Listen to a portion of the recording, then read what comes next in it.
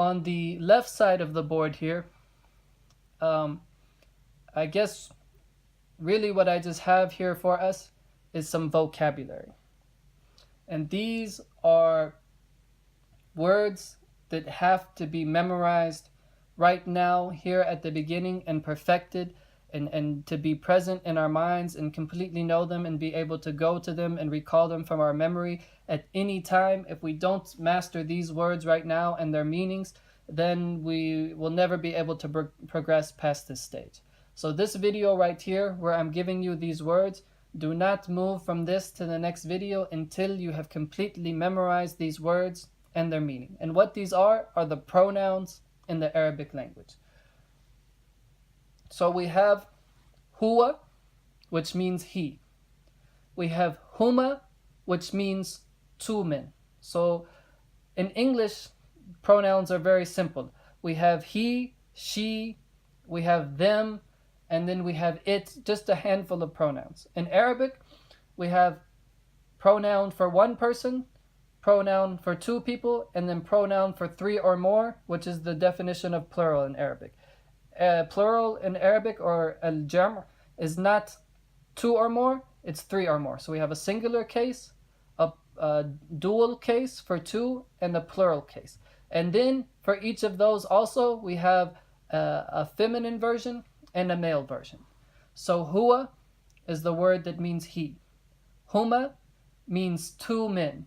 Hum means them. So these are the third person male pronouns. He, huwa, two men, huma, three or more men, hum. Now, the feminine pronouns. Hiya for she, huma for two women, hunna for three or more women. So this is third person female pronouns, talking about either one woman or two women or three women in the third person. Hiya, she, huma, two women, hunna, them, with the meaning of feminine, those women. Now, the what's called the mukhatab, or pronouns when you're speaking directly to the person. For male, anta means you, antuma means you two, and antum means you all. So again, we have anta speaking directly to a male for one person, antuma speaking directly to two males, and antum speaking to a group of males. So you, anta, you two men, antuma, and you group of men, antum. Now we have the same thing again, but now the feminine version. Anti, for you, for a female. So you see the word for you for a male is anta with a fatha, and anti with a kasra. Because even in the philosophy of the Arabic language, many times you'll find that the sounds of the words are related to the meanings. So that the kasra is a lighter sound, it's a more easier sound, so it fits with the femininity of the woman. So here in the female pronoun we have anti, you female, antuma for you two.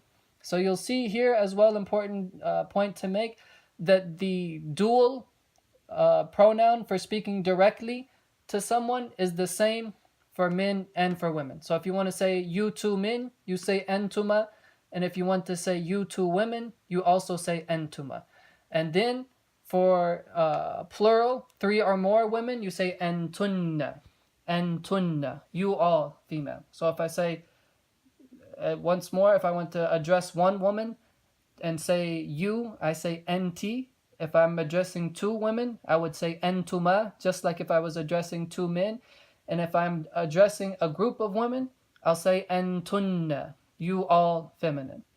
And then lastly, the first person pronouns, we only have two. Ana for I, and nahnu for we. I know this seems like a lot. If this is the first time that you've ever come across this, then this might seem a lot to take in at one time. But basically, at this point, we have no choice but just to memorize these and their meanings. Over and over and over, we have to have this chart present in our mind and know huwa, huma, hum, هي هما هن أنت أنتما أنتم أنتِ أنتما أنتن أنا نحن. In that order. You have to have that memorized in your mind like that. هو هما هم هي هما هن أنت أنتما أنتم أنتِ أنتما أنتن أنا نحن. You want that completely ingrained in your mind and to know the meaning of each of those words and have that present with you. So my advice to you now is to learn this, memorize that, and don't take one step further until you have that memorized. And this is your first real lesson in the Arabic language. One part to know the general things that I pointed out on this side of the board about the way that i'rab works, that we have different cases for words depending on what role they're playing in the sentence, and that we also have symbols that indicate whether this word is definite or indefinite. And then second, memorize these pronouns. Memorize them, memorize their meanings. This is your first set of vocabulary that you have to master, and don't take one more step until you've completely mastered this chart and learned those words.